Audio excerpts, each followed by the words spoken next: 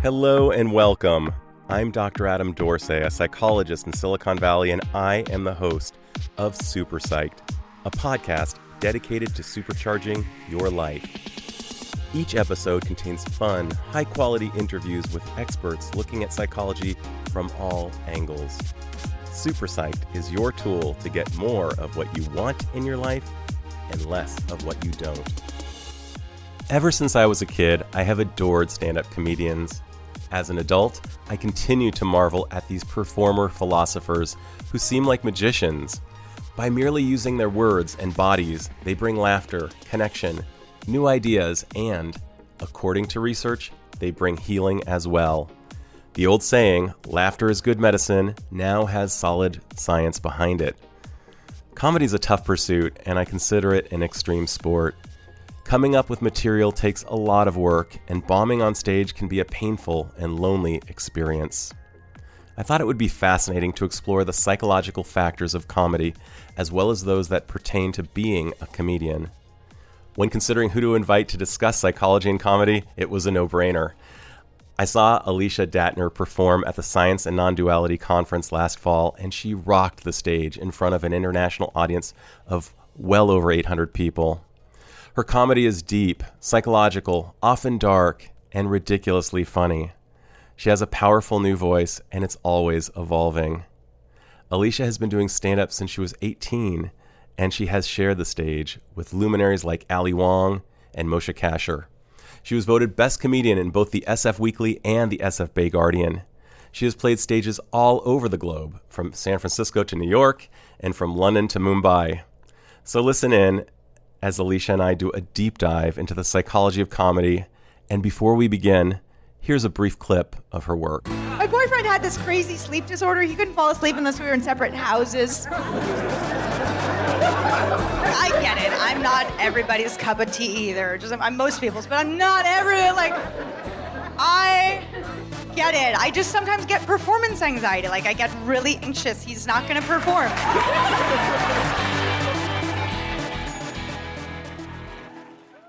Alicia Dattner, welcome to Super Psyched. I'm so happy to be here with you, Adam. Likewise, I'm really excited. And I believe right now you are in Portugal as we record this?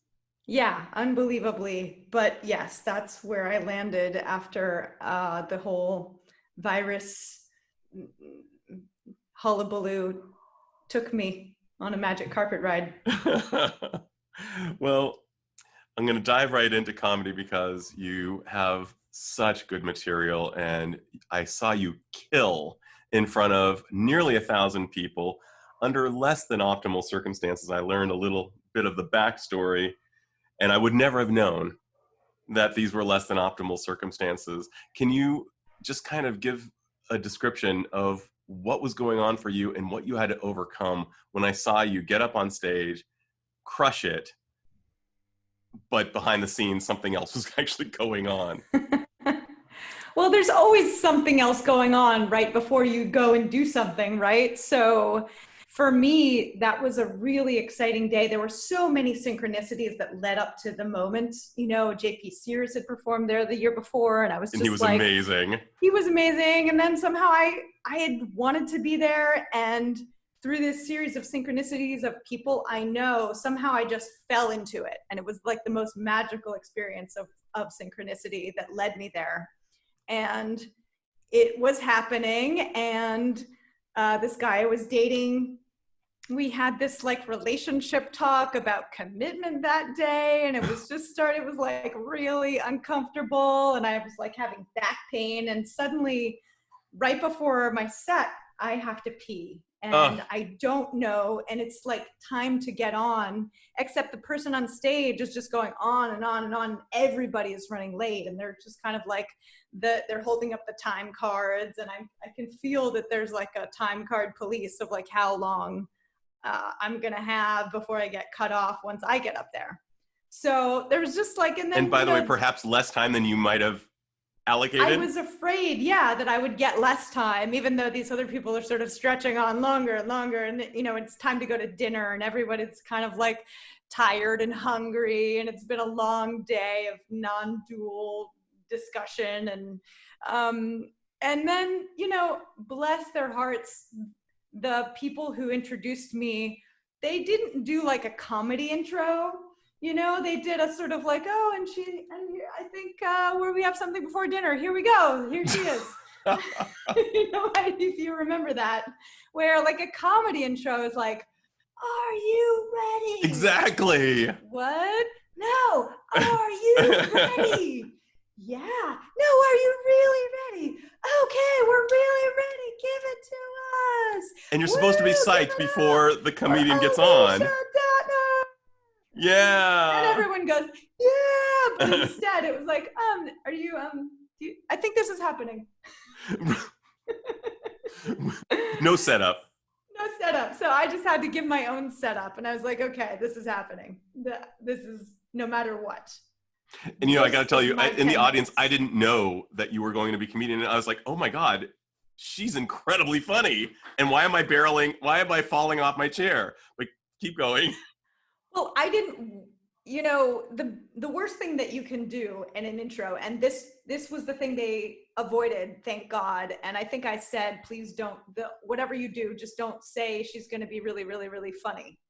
Because that's the thing, you know, there's nothing like it's like saying you're going to, you know, it's like if you're about to have sex with someone and you're like, you are going to be so amazed by this sex we're gonna have. It's gonna be the best sex of your life. You don't even know what you're in for. It's gonna be fun. You know, she's been all over. She's been, you know, like, yeah, she's performed around the world.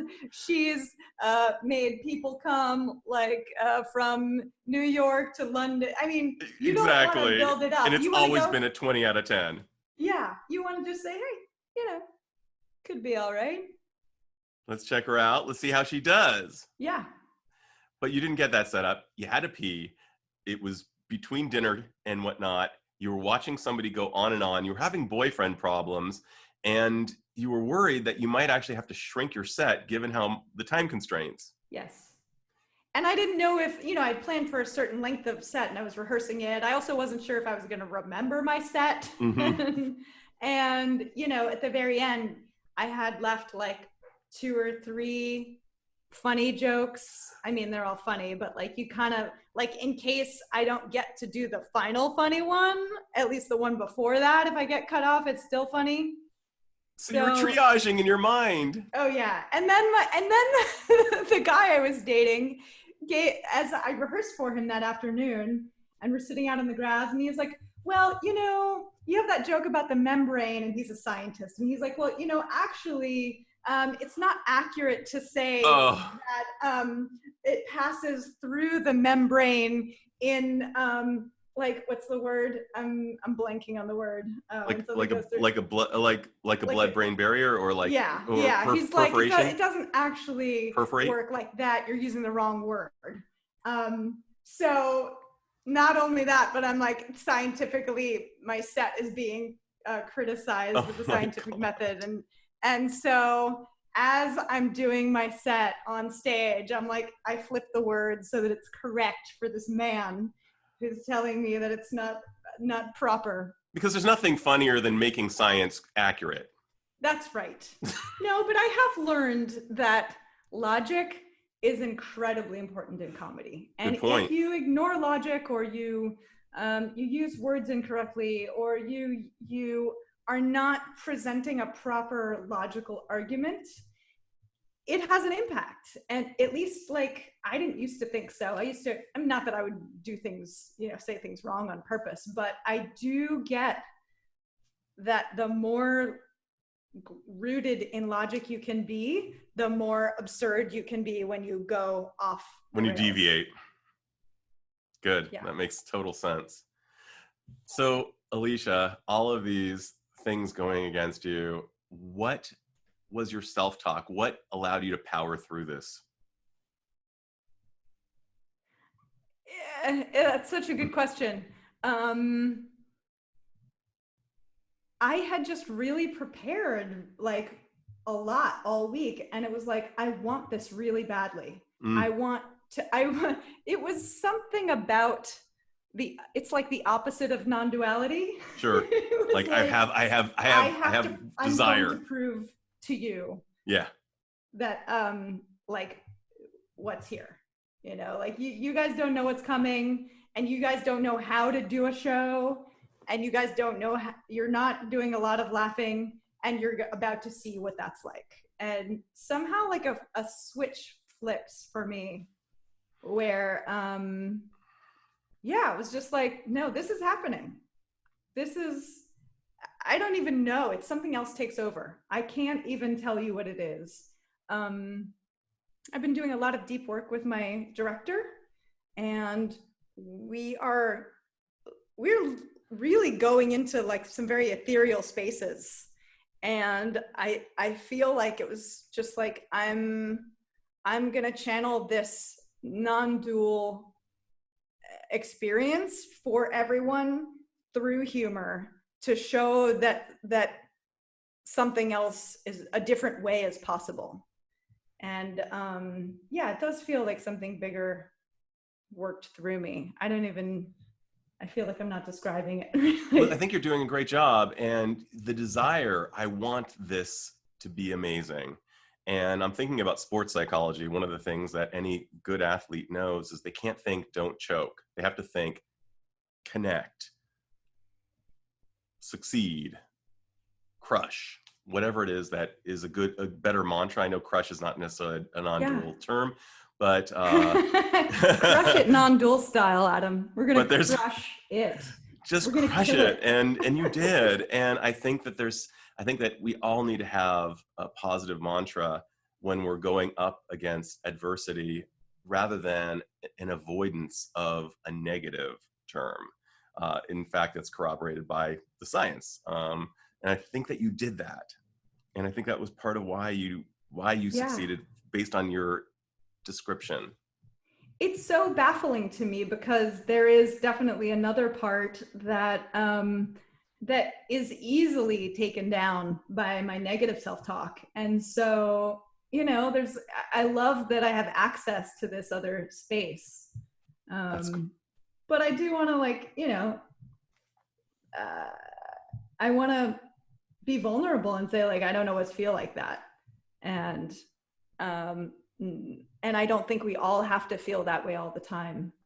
And I do love that there's a well-worn pathway in there that's like yes, this is happening. Cool. You know, there's an old saying, I'm sure you've heard it, dying is easy, comedy is hard. And I can think of few extreme sports that compare to going on stage and trying to be funny. And yet you decided to do this as a career. What compelled you to do this? I just love getting attention. I think as a kid, like, humor, in my family was one of the highest values. It was somehow, of course you have to study hard, and of course you're smart, and of course you're creative, and but somehow, like, if you could be funny, that was the thing that pushed everything over the top. And I don't know, I just started to watch, like, stand-ups. I had this video of Comic Relief when I was a kid from HBO. Totally, I remember it. Watch it with, like, you know, all these comics would come on. Sid Caesar and Tony Danza did the pig joke with the farmer and the pig with 3 legs. And, you know, they had a lady doing Dr. Ruth, and they did, George Carlin did his amazing famous stuff bit. Oh, and it was so really, good. I mean, it was Whoopi and Billy and Robin. And I just thought, like, these people are having the most fun that anybody could have. They're playing, they're being silly, everybody's laughing, and they're raising money for homeless people. Like, how could you have more fun in your life? I don't know. Like, what could be better than that? I remember what could be better than that? Nothing. An improv teacher I had once said, "This is the most fun you're ever going to have with your clothes on." So it's kind of true. I mean, I love improv is even more fun than stand-up, but it, for me, doesn't convey the kind of lasting message that I want to share. Like, when I do stand-up and it's magical, it's otherworldly. I'm so much bigger than who I am, and I get to leave people with something that they will take away, that people tell me they remember things or had insights or, you know, years later. And that means so much to me. Improv, it's an in the moment experience, and it's that in the flow power. And there are improv performances I remember for my whole life, but it's not quite the same. Yeah, you know, I'm just thinking about the idea of some people believe that people are either born funny or they're not born funny. And yet I imagine regardless of where you fall on the spectrum, if you really want to become a comedian, you have to practice the art. And that, I guess, would also mean powering through times not being funny. Can you describe the arc of going from where you were to where you are now in terms of your evolution as a comedian? What did it take? That's so interesting. I still feel like I'm on the journey. I feel like it's an endless, never ending, lifelong, like I could be doing stand-up in 30 years and still discovering so much more. There's so many levels of mastery. But for me, I think when I go back to like just really little, just silly, laughing, giggling Alicia, like that's, you know, 3-4 years old, when I'm just like uninhibited and rolling around in the grass, and like that to me is like the essential nature of my comedy. It's like I'm being silly and we're having fun. And that to me is kind of like the heart that carries through. And then, yeah, all the wounding of the childhood and the school years and family, all that stuff. I had this very deep, like, I just remember watching stand up on like Comedy Central and just thinking, I want to do that. I don't care if I bomb. I don't care if I just want to do that. I don't need, when you see something, you just know that, and you haven't done it, but you can feel it. And so yeah, I did my first stand-up set.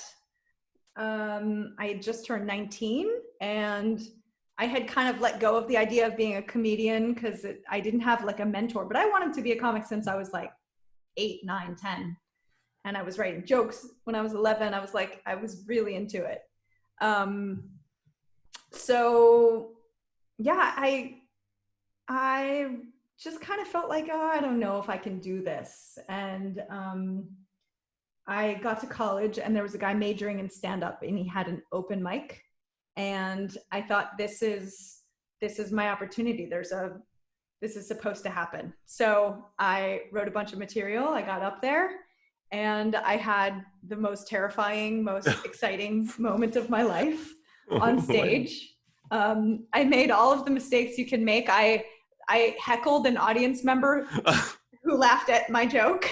You heckled somebody on your team. Yes. It's like, you're on my team. I'm gonna go ahead and I was doing the heckling. Yeah. It didn't make any sense. It's like if you tried to play guitar and you strummed with the wrong hand. It was like, but it was so fun. I just remember this like absolute like whole body flush of like heat and sweat and intensity and excitement. And I don't know how good I was, but I loved it. And that was it. I knew how I would feel. I felt that way, and I wanted more. So I kept doing it. I took a semester off from college. I did more. I couldn't figure out how to write jokes. When you first start, you really get into it. It's really the best time to gain the momentum. And so I did that. I was performing 2 or 3 sets a night for, 5, 6, 7 nights a week, and going to see comedy when I wasn't performing and hanging out with comedians. And it was exhilarating. And then I went back to college to finish, because I was afraid I wouldn't finish college if I didn't go back quickly. And I kind of regret that, because I lost the momentum. And it was really like a number of years of just kind of trying to start again and again, and always kind of feeling like I had lost ground, or I didn't feel like I was funny enough. I had a really hard time. I would have terrible sets and I would just want to die. Like really just, it was very sporadic. I was self-sabotaging.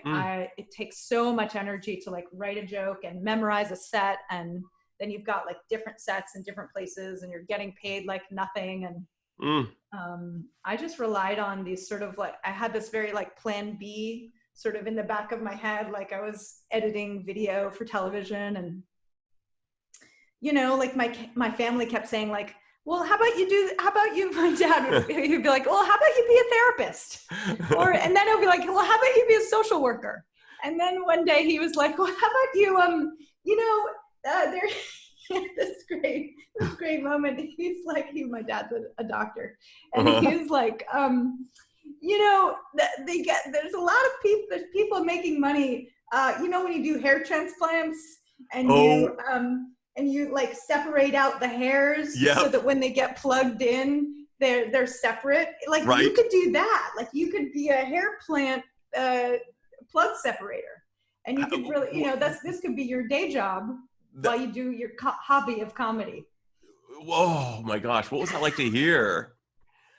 It wasn't new. It was just like, again. I'm just imagining it's like wind on your face while you're biking uphill. Well, and there was a point where I just kind of felt like, I guess I always have to have a plan B. Like I always, you know, I was working for my dad and I was like, I never felt like I fully went for it because there was so much pressure to like stay safe. And so, yeah, there was always this feeling of like, oh, I didn't go for it in the way that I should have, like everyone else did. And so, yeah, like my progress as a comedian has just been slow and steady, just like bit by bit by bit. And finally, when I one day just decided I went into recovery and I did lots of 12-step groups and I did lots of medicine journeys. I went to India and I did all sorts of spiritual stuff, just like to try to like uncover what is all of this sabotage and like, what is this dream of being funny and how do I take what do I have to say? What do I do now? And one day I decided to do a solo show about my dream of being a famous comedian and everything that gets in my way. And I had a sponsor at the time. I had a therapist.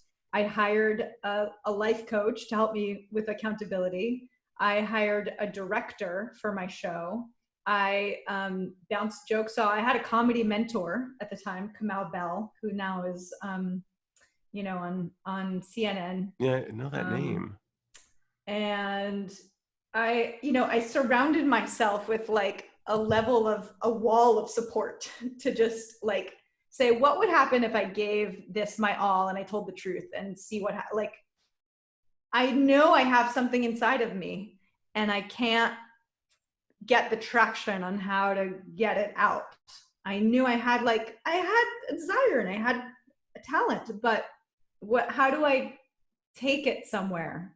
And I finally just said, I'm getting all of the support I could possibly need.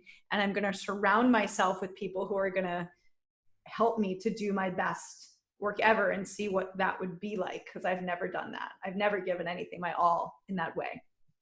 And I did. And I wrote this show called The Punchline and I did it at the Fringe Festival.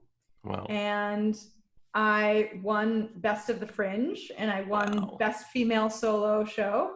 And I got amazing feedback. I had so much fun. I brought in music, and I danced and I sang and I told the story of everything that was in my way. And by the end of that, I had rooted myself in, okay, here's the truth. Here's what happened. And it worked. So I'm blown away by your evolution, and I keep thinking about this girl rolling around on the grass and how she's at the very center of the comedian you are now, and that it's as if you're accountable to that girl, to carry on and be authentic and to live a life of vitality rather than a life of deadness. And that through all of the bombing and through all of the self-sabotage, as just a little side note on the self-sabotage, I found myself thinking about that Marianne Williamson quote about that we don't fear failure, but we fear becoming as strong as we could possibly be. Something to that effect. I'm paraphrasing it very poorly. But you remain accountable to that little girl who basically said, this is the playbook by which you live, and now you're doing it. And you also had to survive bombing and survive those dark moments of, oh my God, writer's block, I can't write. Can you describe just, I mean, and lest before I even go into that, so many thoughts. I love also that you surrounded yourself with a team of just incredible champions at your own selection to feed you along the way during this marathon. But back to bombing, back to dying on stage, back to the troubles of writing. Describe, what is it like to bomb on stage? There's so many different experiences of bombing. It's hard to describe. So one thing is, when I'm really attached to my ego and my identity, bombing is really terrible because it's this is the thing I want to do more than anything else. And I am doing the worst at it possible. And all of these people kind of feel like they hate me. And so it's really, really painful. And more painful afterward, because it's afterward that you kind of are stuck with that heaviness of, in the moment, it's not actually as bad. It's terrible, but you're in the experience. Whereas after, you kind of can chew on it and roll it around and make it mean so much. Being on stage, the amazing thing is if you can be on stage and be bombing, and then there are lots of different ways to deal with it. One is you can just make the audience wrong in your head, not out loud. They don't know what they're talking about. Worse, but it's you guys are idiots. You don't know what's funny. Or you can say you guys aren't in on my joke. And my joke is I'm going to talk about spiritual stuff, and I'm going to talk about stuff that you don't even get. Or I'm so high concept, you don't even, and so you can kind of talk yourself out of you reject me, but I'm going to reject you. That's right. Which is dangerous because it can keep you from being a better comedian. Because if you just say everybody else is wrong and you don't use something to improve, you could, so many comics are just their own thing. And they just went for so long doing their own thing. Neil Hamburger or Emo Phillips or this guy Brent Weinbach, I think of just people who are so absurd and out there. Andy Kaufman, they're doing their own thing. You guys are going to catch up or not. Exactly. But mine was often mixed with a flavor of insecurity, and so it just doesn't work very well. So, because if someone is looking like they hate you, it's hard not to think that there's something you're doing wrong, especially when you grow up in a dysfunctional family. So, I think I had to take a lot of space at some point. And I think the thing that just became the most clear to me was I want to prepare the best I possibly can. And I want to make the conditions for my performance as warm and positive as possible. So you get to, I just decided I want to choose where I perform from now on. I want people to come to see me. I'm going to do a show and they're going to see it. And if they like the idea of that, they come to see that. And I'm going to decide where the chairs go. I'm going to decide what the music is. I'm going to decide how dark it is. I'm going to decide how close people are to me and to each other. Everything matters about a room when you're doing comedy. Everything. Who performs before you, what people say about you, and how do they introduce you, everything. that's why a comedy club has such a particular flavor. And Right. It's not my flavor, but it's like, there's certain things that are down to a science. And, you know, when I did my show about India, I had my friend Mirabai open for me, and she did kirtan. She played the harmonium, and I would have her lead people in singing before we perform. So everybody gets on the same page and everybody's lifted up to this very particular vibration, so that when I come in, we're all here together. And that's what like an opening comedian does. That's what, it's like, we're on the same page. And that's what you do when you're starting a set, and you do the jokes in the beginning, and you go, okay, here's how I look. Oh, I look like that, right? Like, oh, I got a nose. Yeah. Oh, you got a nose. Okay. Are we sexy? Are we not sexy? Like, are we happy? Are we, you know, what's happening with the virus? Like we all, it's like gathering everybody in. Right. And I just, there was a point where I realized, I don't think I want to do those shows where it's just gonna be bad, and I know it's gonna be bad. And maybe I did enough of that. Maybe I do deserve to be in front of an audience who wants to see me, and not just like folded arms make me laugh. And I do, as I've been teaching in the last 5 years or so, and coaching in the last 10 years, what I'm getting really clearly is that we all need a cocoon that is safe to stretch out into becoming who we are creatively. And we need enough time to relax into and discover our voice, such that we can reconnect with that little one inside who really we reconnect with that yummy, sweet, playful sense of humor that is who we really are, whatever unique version of that is. You know, it still could be a wounded version, but it's like it's your unique version of that. And when we come from that place and we start to have some audiences that reward us and applaud us for telling the truth and being who we are, then we get more and more safe. It's like being it's like being in a safe family. Like you can expand more and more. And I think that's what happened for me, is I made enough cocoons for myself that now when I go out there, I know I'm good. And I know and if you guys aren't getting it, I know I have prepared, I have written the jokes, I have delved fully into everything, such that if this doesn't go well, it's not me. And it took a long time.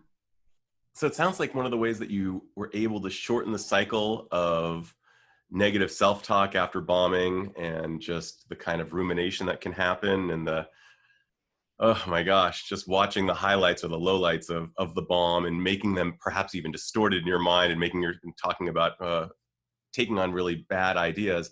It sounds like what you did to reduce it was, first of all, you prepared ahead of time.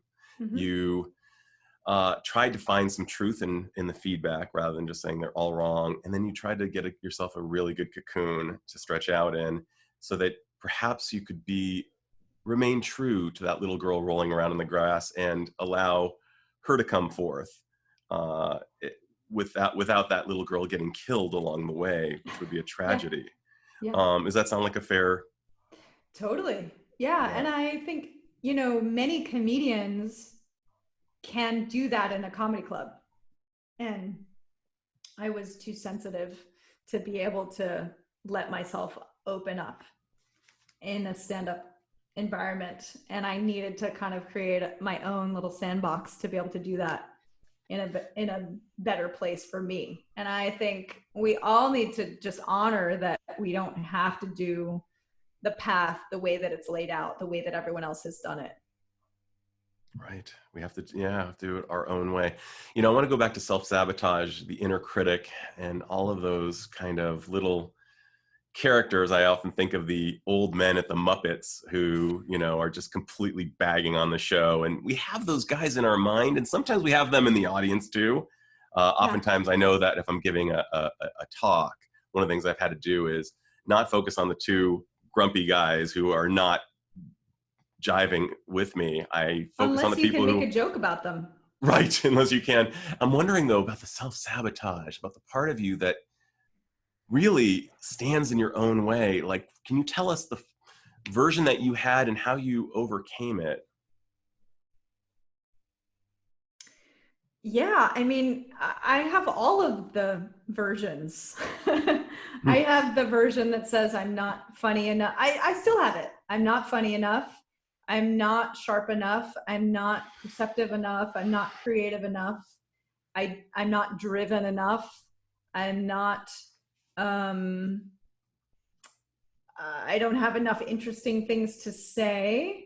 Uh, I all I do is talk about me. I only talk about relationships. Like I don't have a range. I have. There's so many voices that just say like you're doing it wrong, and um, you'll never get successful. You'll never make it.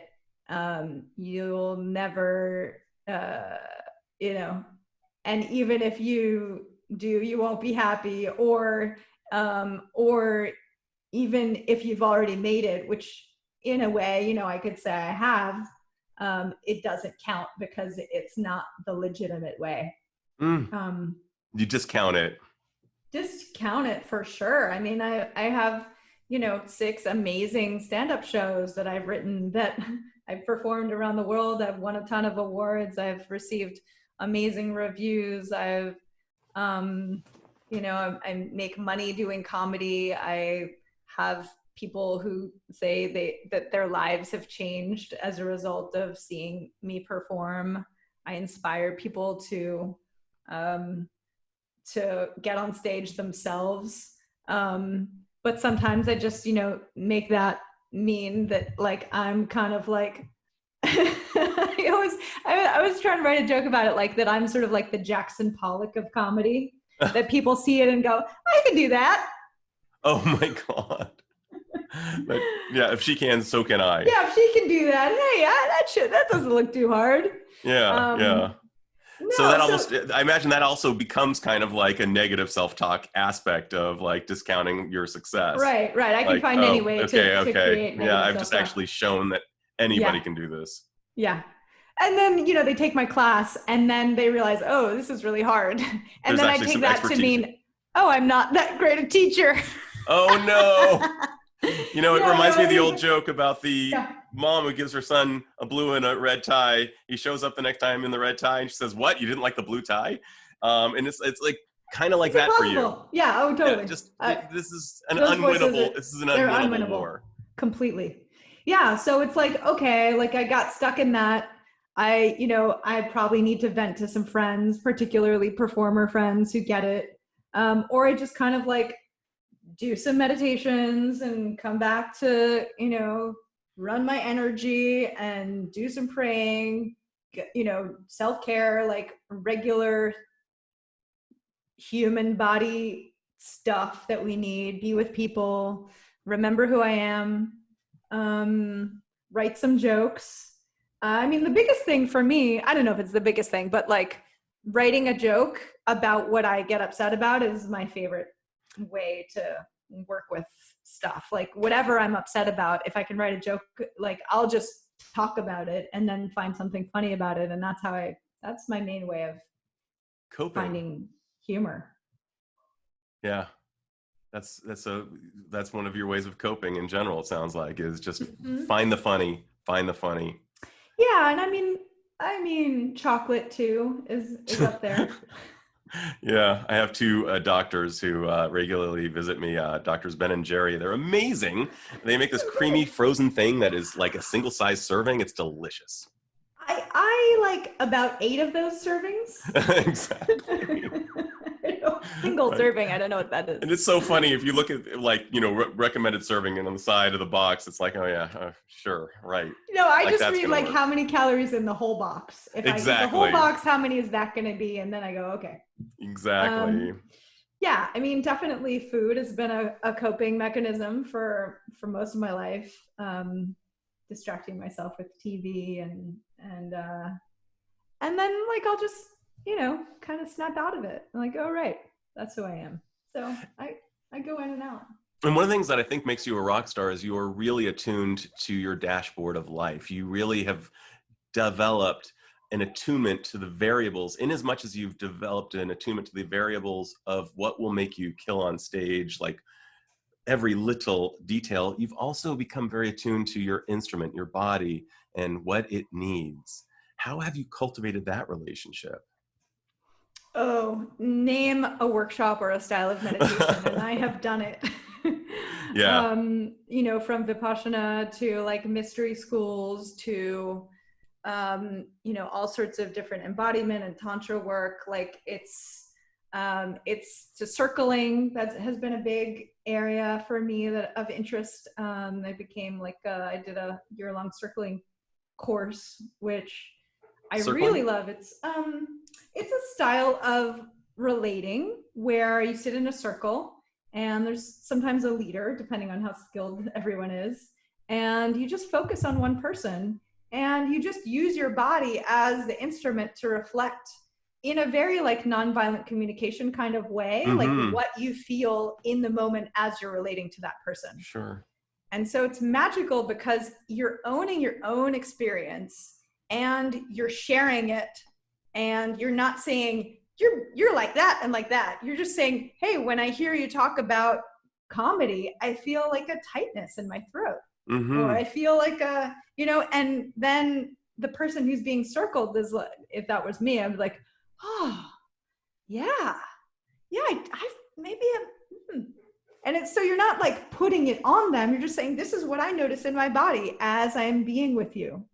And that and then you get that reflection from an entire group of people that is so clear and so attuned. And maybe some people are feeling something that's happening somewhere else, and maybe some people are feeling what's happening with that person who's being circled. And then there's just all these parts start to feel seen and gotten and felt. It's almost like a tribe of gentle mirrors. My God, it's amazing. Yeah. I mean, it's just this relaxing in your entire being. It's just like the whole being is just like, oh, you get me. And then once it's like, you get me, then it's like, oh, now what? Right.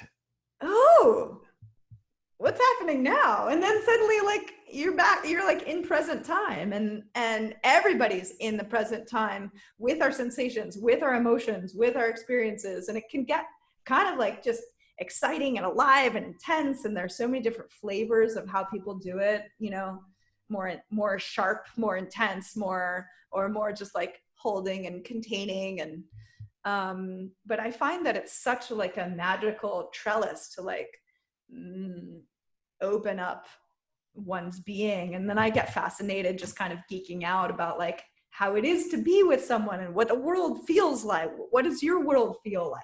How does it feel to be with you? Just levels of nuance around intimacy that are so juicy and rich that I love it in itself. And I don't do it much anymore, but I get into it. It strikes me that so much of who you are and what you're about really stems from courage. To be circled requires courage. To admit that you're vulnerable requires courage. I love Brené Brown and her recognition that vulnerability is actually strength. And that's a big part of who you are. But the biggest thing I'm really getting from you is that you tune in to what allows you to feel most alive. And that circling process, as you're kind of moving your body, I was feeling that, this was just my projection perhaps, that blocks within your body as you were getting reflection externally that was accurate, blocks that had been previously there became unblocked. Oh, totally. That's amazing. It's funny, you and I are somehow related because even in the title of this podcast itself is a single criterion for my existence. Super psyched. If I'm super psyched to do something, that's a good sign. And one of the things that I'm getting from you is vitality has to be there. Authenticity has to be there. And these are the criteria by which you live. And I'm guessing that's what guided you from Bali to Portugal now, and to cause you to really claim a life that's so different from anybody's I've ever heard of. I've never heard of kirtan. By the way, kirtan is this kind of call and response Hindu prayer style that's really beautiful. If doesn't require any religious background necessarily, and it's just very cleansing and beautiful to do. If any of you is interested in doing it, check out Krishna Das. But you had a kirtan session before comedy. I'm pretty sure that's the first time that's been done. And that's you. There are a number of things I've done for the first time, perhaps, anywhere. And I just saw your latest special, which was clearly different from anything anybody has ever done, as far as I'm concerned. I've never seen a comedy special like it. I mean, you're willing to go to some really dark places and some really hilarious, I mean, just, oh my God. I mean, your piece on the beach, which I'm not going to spoil, was so good and so consistent with everything I've experienced in life and everything I see as a clinician. Like, this is, you were describing it as kind of the chatter that goes on social media, but this is the talk that exists in our heads. You seem to be so psychologically attuned. Anyway, I just want to go back to what has caused you to be so, Frida-like in terms of like your willingness to just embrace, this is my art, this is me. We'll see how it goes.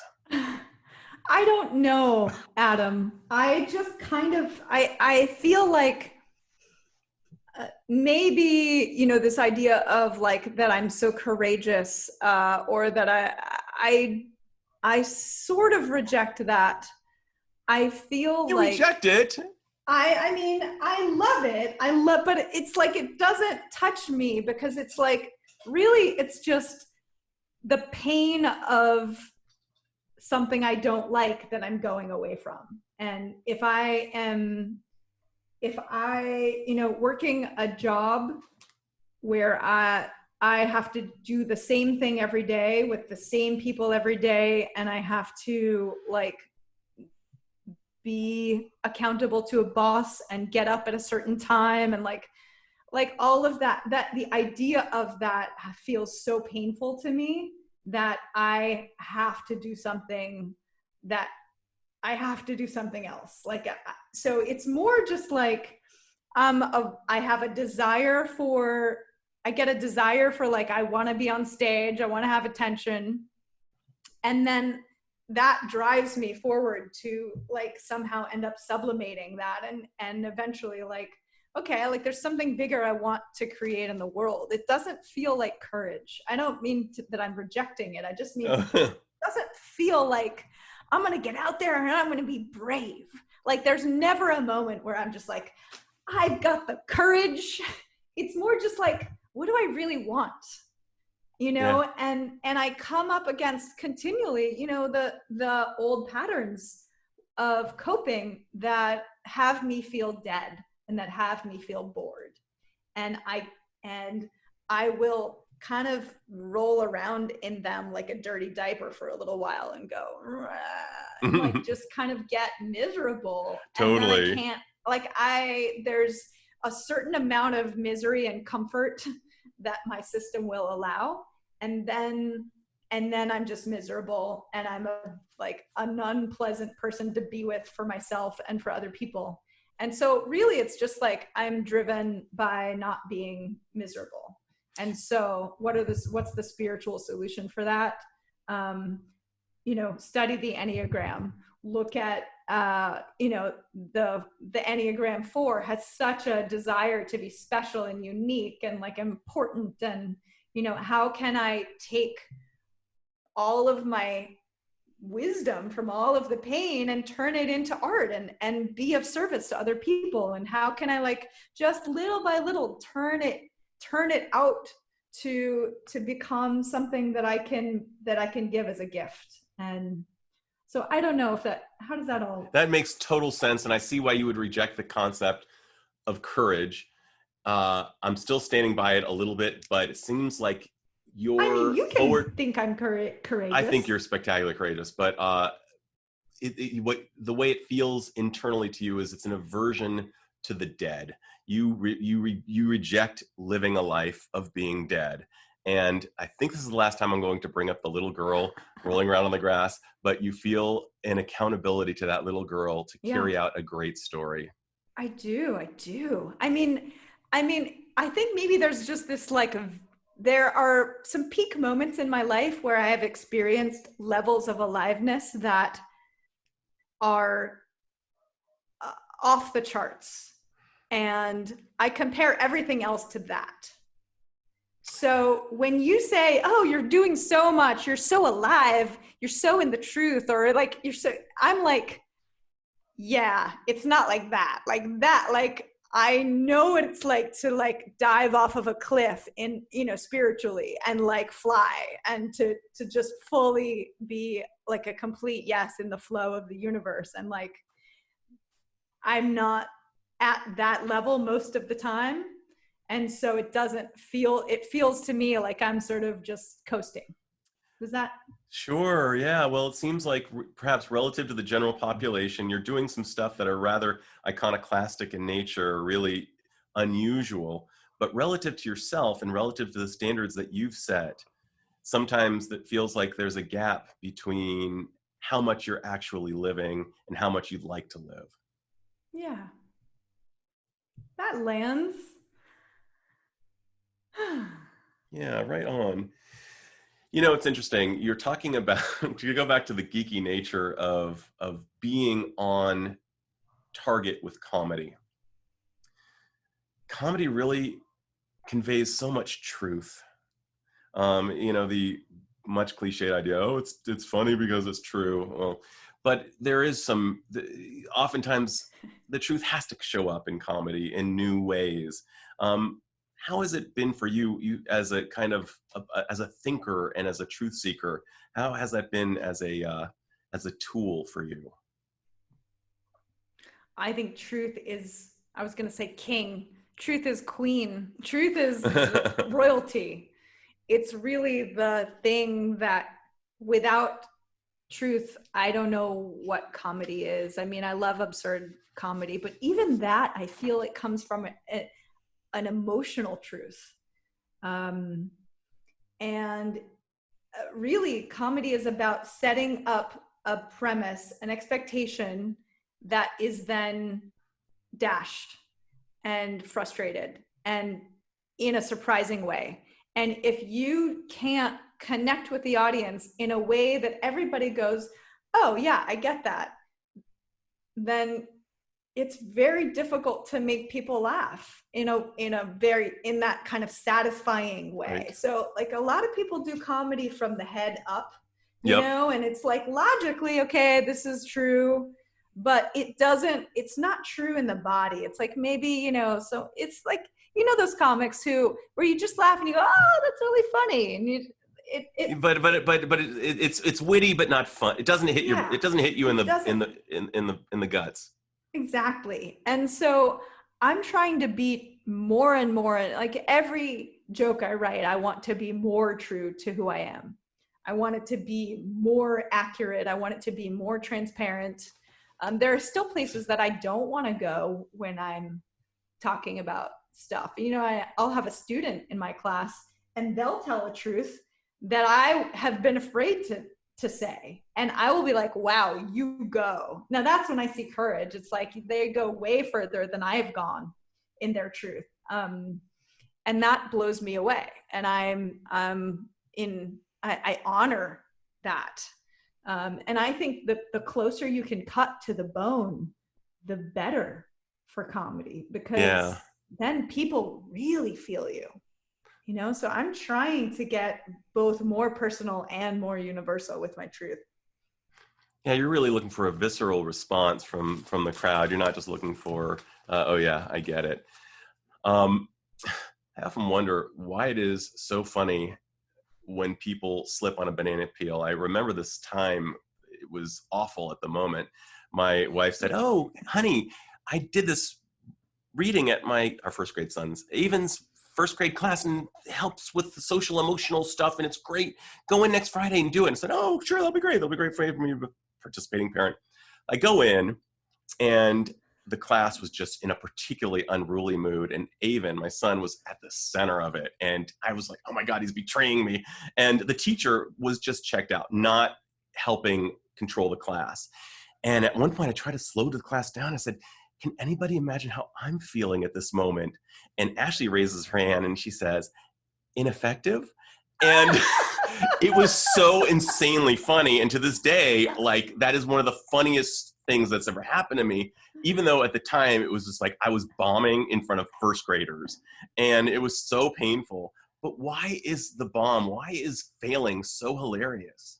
Well, I just want to say first off that you did something really creative there, and I totally think that's awesome. I honor that you were like, hey, let's flip it on its head. Let's just try something, and then you basically got a laugh by setting her up. You did. I don't know that the first grade community understood how hilarious that was.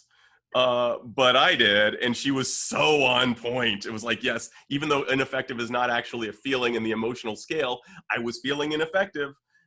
She nailed it. Talk about the truth. Talk about the truth, right. And exactly. Talk about how kids know the truth. It's like our comedy selves, our senses of humor, our kids. And like, we could see someone do comedy and they're kind of funny and they seem to be doing all the right moves and we're not really that into it. It's because there's some part of us that, like that child, knows that this person isn't really landing in the deepest truth that they could. And you asked a different question, but I just wanted to say that. Like finding the funny in just a face plant. I mean, that was a total face plant on my part. Honestly, I mean, there's no joke or series of jokes can really make me just lose my shit. Oh, sorry. Can I say that? You're allowed to say that. Go for it. Like the montage of America's Funniest Videos where people are like the pants. It's like the wedding video with the pants falling down again and again, or like people tripping. And honestly, like falling and pants falling down is like, if I see enough of those in a row, I think it's autonomic nervous system thing, but it's like cut together, like totally fall, crash, fall. There's like the cat falls. Exactly. Enough times in a row, I will laugh so hard that I start to cry. And then I actually am crying, like suddenly my emotion turns to full on tears, like, and I'm actually cathartic, like with sadness or intensity, and then I'll go back to laughing, and then that kind of like teetering space where you're like right on the edge where you're laughing at, like, for me it gets transcendent, like, because I'm laughing and crying, and it's like life is bittersweet and beautiful and sad and funny and scary and crazy, and I have no control over any of it, and like here we are in these bodies just doing this thing that just happens. And for me, like, that's the magical, like, sweet spot of when you're like levitating. And I don't think it's a thing we control, like seeing somebody fail. Like, I think it's just like, yeah. I don't think it's an intellectual thing. I think it's just like kind of a relief to know I'm not alone in failing. There's like this real deep piece of feeling connected to others through the failing, in a way, in addition to the laughter in and of itself. Yeah. But it's also like, look at this human, like, against all odds, we're here breathing the perfect mix of oxygen, and that, we figured out how to make clothes and tools and computers and how to like kiss each other, and like all of these things, it all comes together in a magical simmering pot of love and grief and loss and joy and everything. And that it's all really from the same pot, it sounds like. It's not like it's a distinct pot. Yeah, we're all in this pot together, pulling each other down. Bunch of lobsters. Stay in the boiling pot. Yeah. Just a slight pivot here. A friend of mine actually was both a comedian and a joke writer, and he actually performed in the Borscht Belt back in the day, if you can imagine. For those of you who don't know what the Borscht Belt is, it was up in the Catskills where particularly Jewish families would go to hotels and there would always be a comedian, and the comedian had to be good. Very, very, anyway, he told me that having rubbed shoulders with so many comedians over the years, and something that I know you've done a fair amount of, that comedians have a higher incidence of anxiety and depression than the general population.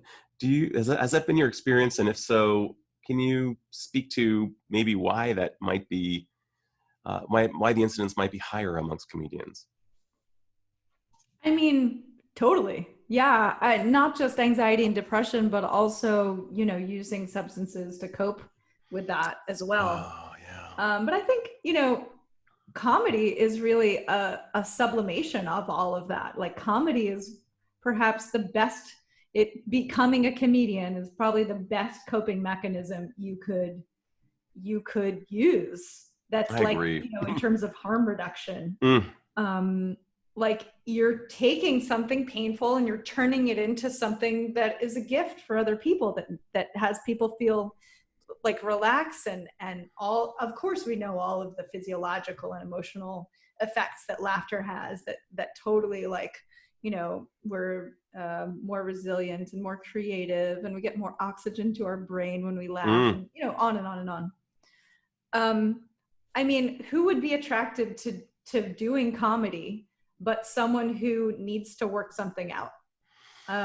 You came from a hard place, you're going to a hard place, you have a lineage that has some kind of oppression or some kind of repression, or right. You need to break out of something, or, I think it's that the people who want to do comedy are the people that already have anxiety and depression, and they're dealing with it in some way that I think, especially, any performer, actor, creative person is attracted to a particular art form for your particular reason. It's usually some part of the lower self that wants to get something from it. And, for me, it was like getting love and attention and validation, and also getting to tell the truth. And also, like, I had this whole wanting to save the world thing. Right. So there's that. But, once I got the attention, I would just be like, okay, here's the big soapbox. Now everybody, let's change some shit up. But if you can root yourself in the craft and the love of the work, every time you do it, a little bit more of you becomes able to be for others rather than for yourself. And so I really believe, start out 100% just for your own self-serving reasons, and use it for coping, and use it for therapy, and do it wrong, and just indulge in that, because you're going to have so much fun and you're going to love it so much, and something is going to click that, the next time you do it, 1% of you is going to have this extra level of skill and turn toward giving a gift to other people. And then eventually maybe it'll be 40% of you is doing it just to get the attention, and 60% of you is really being of service. And I really believe that's okay, because we're just evolving. We're just here to get a little better each time. And, and so sue me if I had a therapy moment on stage. That's some of the most brilliant comics are still doing therapy on stage. And perhaps, or they're still doing it to get something. They're still you can feel that little nugget, that they've developed their craft and they're doing good work in the world. And there's still a little part that's holding on to some attachment of who I get to be as a comedian, or who some ego identification, or some way of getting fed that, it's beautiful when you can fully release that. But I think it's always a little bit of a mix. And I think we need to be gentle with ourselves about that. So true. It has to be synergistic. I mean, think about the idea of somebody doing it for their own purposes, generating something that the Mayo Clinic itself has recognized as a healing force. Science Yes. has now corroborated. Yes, indeed. Laughter is good medicine. It's really good for you on so many levels. So So what? what's good for me is good for you. Exactly. Can't it be And synergistic? it only can get better, right? Yeah. And might it also take some of the piss out of uh, something that everybody in the room might be, like the comedian on stage self-disclosing going to therapy, for example, might take some of the taboo away around going to therapy. Wow, here's this really attractive comedian who's funny and smart, and they go to therapy, so maybe I could too. I'm Adam, just I have to say, I do that. That since I was a kid, I have been disclosing things just to make other people feel better. totally, and so many of the That's a great big comedians thing do, I and so good do. that you I don't know do. why, but even like in high school, I came out as bisexual, and I think it was just sort of like, hey, everybody, this is cool. And I wasn't even that bi. I was just like, I could, it was just like somehow I wanted to make it. I want to make things okay for other people, and I don't even always have that. Whatever the thing is I'm sharing, maybe it's just a little nugget of it, and I'm just like, look, I'm going to say this because I don't think you're going to, and maybe it'll help you. And I don't know where that came from in me, but I think it's so true, and I think it's so valuable. And I'm not trying to like, cheat about anything that like I do. I'm not trying to cheapen the experience of coming out. I mean, that was intense and not not super fun. I imagine. Especially not being super gay. Just Yeah, like I'm, enough I'm like to kind be of like, bi. yeah, kind of bi. I mean, I'll make out with some girls, but I don't really have to. So now I'm sure like there's a whole subset of like the queer community that would be upset with me for having done that. However, it in my mind at the time I was being of service, and I was kissing girls. So, Well, just to validate that, last week I interviewed Dr. Rich Savin-Williams at Cornell University, who's one of the biggest researchers around sexuality, and he wrote about this kind of growing component of society that recognizes themselves as kind of gay, mostly yeah, straight, yeah, and so mostly bi, kind of bi. We know ever since the late 40s that nobody is necessarily exactly one thing or another, that it's a continuum. So totally. your story's no less valid.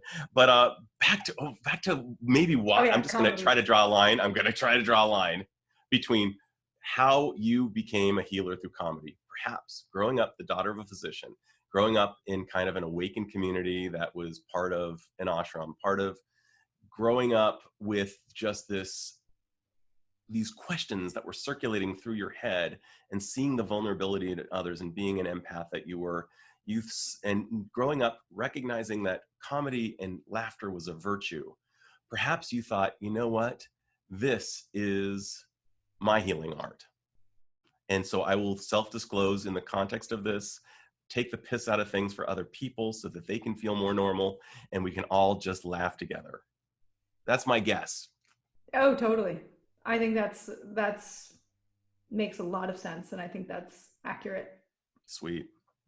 So we're kind of getting to the end of our time, and Alicia, I'm loving this so much, but here I have to ask you actually two final questions. Is there something I should have asked but haven't yet asked?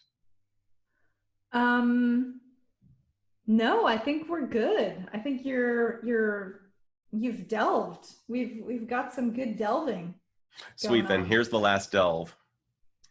What is your deepest hope for the future of comedy? Hmm. I truly want comedy to expand. I want people's definition of what we think comedy is to be bigger. That's my deep desire. Like in the way that when Andy Kaufman came on stage and people said, "Yeah, that's stand up."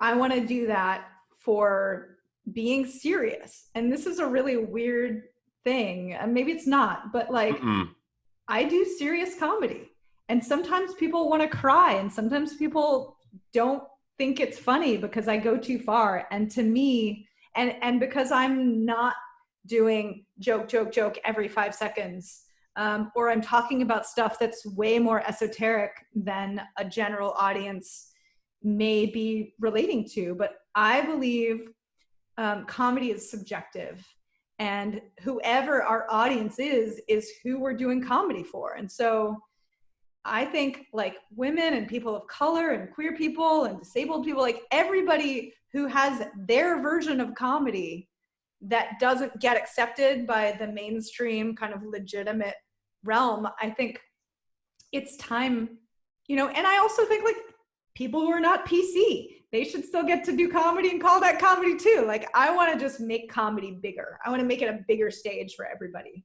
and hopefully make room for not just if it's not funny, it's not comedy, but like sometimes it's funny and sometimes it's not. And that still gets to be under the umbrella, and that there's room for comedy that also has a message.